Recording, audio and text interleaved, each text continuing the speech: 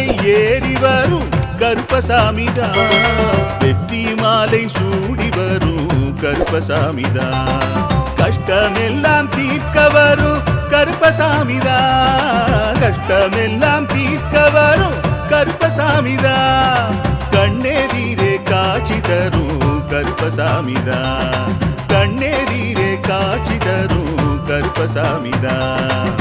புளியரை நீங்க வாங்க சந்ததி தழைக்கும், புண்ணியத்தை வாங்கிட்டு போங்க நிம்மதி பிறக்கும். புளியரை நீங்க வாங்க சந்ததி தழைக்கும், புண்ணியத்தை வாங்கிட்டு போங்க நிம்மதி பிறக்கும். வெள்ளை குதிரை ஏறி வரும் கருப்பசாமிதான், வெற்றி மாலை சூடி வரும் கருப்பசாமிதான்.